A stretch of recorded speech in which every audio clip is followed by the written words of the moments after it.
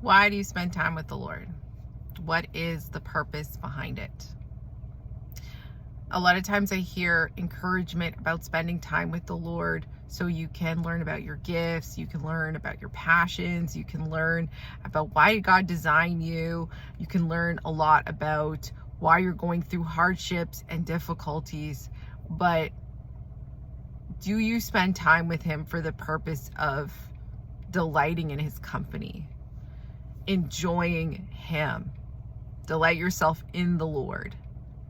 Delight yourself in the Lord. So His presence is not intended to be something that is unenjoyable or something that is consistently punitive. His presence is compared to food. His presence is compared to water. It is like air in our lungs. It is something that we need beyond anything physical that we experience on a day-to-day basis. Do we need those things to physically survive? Yep, up to a point. But what is going to ultimately keep us moving forward is our relationship with the Lord. Hope deferred makes the heart grow sick. My hope is constantly dying when I'm not in His presence. I need to be in His presence. I need to be. Here's something that maybe you don't know about me. I am not just a person who likes to read the Bible because I just like to study the Word and that's all it is. I need it. And I don't mean I need it in the sense of I need it to get smarter. I need it in the sense that I need to study His Word because I need it to survive. I need it to be able to love people. I need it to be able to move through difficulties in life.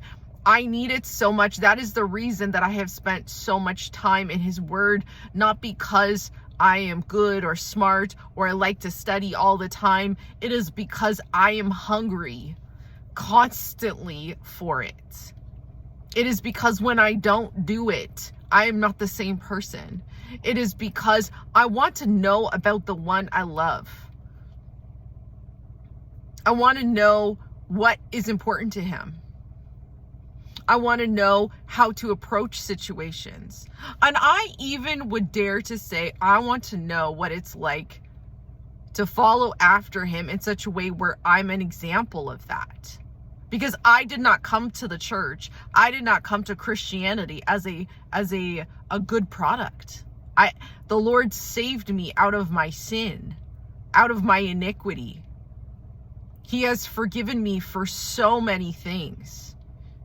So I did not come into the church in a pretty package. I did not come to the church as if I knew what to do. I came broken, and the Lord day by day started to heal my heart and restore my spirit and give me a new song and a hunger and a thirst to know more about Him and to spend time with Him, to delight in His presence, not because I want to know about gifts, not because I want to know about passions, not because I want to know about me, but because I want to know about Him. Why did He save me? How could I have found favor with Him? How could He show me such grace and such mercy after everything I have done? How can He be so amazing? How can He do what He does? I want to know everything, not because I want to be one of those people that just studies His Word just to become smarter. I want to know about Him. I am obsessed with understanding who is this God who loves the world so much that He went to so much trouble to do all of these things for us. And even in spite of people rejecting Him, reproaching Him, even when people slander Him, it does not matter. He still shows up and still tries to reach people and still tries to tend the brokenhearted. He still is constantly pursuing and loving and showing generosity and kindness. This is the God that we serve. And I don't know about you, but I am not like that. I am not born patient. I am not born kind. I am not born joyful. I am not born faithful. I'm not born any of those things. I'm hot-tempered. I am quick to say something and then have to apologize for it after. I can get scared super easy and just run from situations. I don't know how to be bold like a lion, and yet he is constantly challenging us not to fear. There are so many reasons to spend time with the Lord. And out of the very core of what motivates me is that I have I don't want to say a full understanding because that would be arrogant, but I have a very acute understanding of how crappy as a human being I can be. And if you think that like being a Christian is going to suddenly make you perfect Penelope, I hate to break it to you, it's not.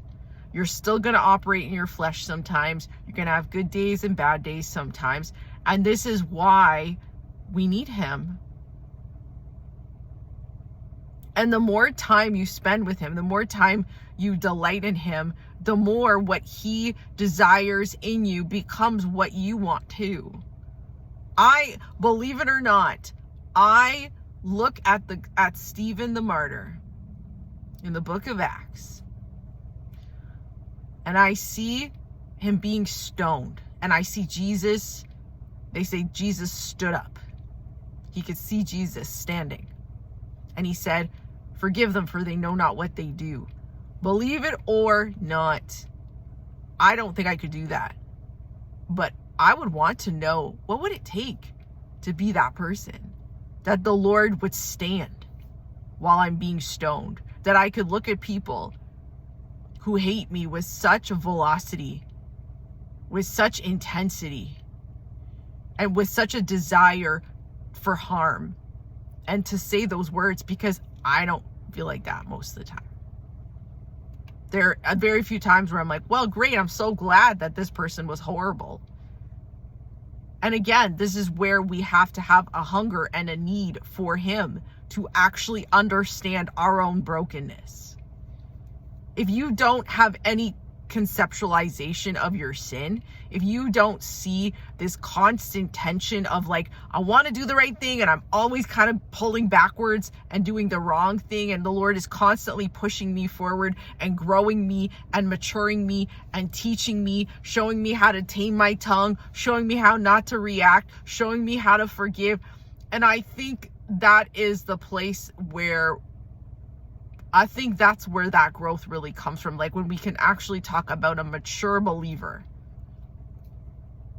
What is a mature believer?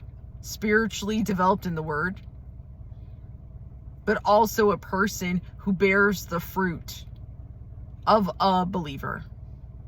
Kindness, joy, patience, long-suffering. And these are not final destinations. These are places we're going to continue to grow in. There is no finished product. There is no, I am finally joyful. I am finally patient. No, these are destinations, my friend. You're going to spend the rest of your life becoming more joyful, becoming more patient, becoming more long-suffering. What is the fun in being a finished product at 25 or 35 or 40? We have our whole life ahead, and whenever that day comes or we close our eyes and we get to be with the Lord, let it be that we are in constant pursuit of him, and that what breaks his heart breaks ours, and what brings him joy brings us joy, and that we desire the things that he has for us because we know his plan is better than ours. So even when it doesn't work out, even when we don't get what we want, that we can have the maturity to say, it was good that I was afflicted, that I may learn your statutes. It is good that I can partake in the sufferings of Christ, because it is working for a far more exceeding eternal weight of glory. Have a great day, guys. Night, wherever you are. Bye.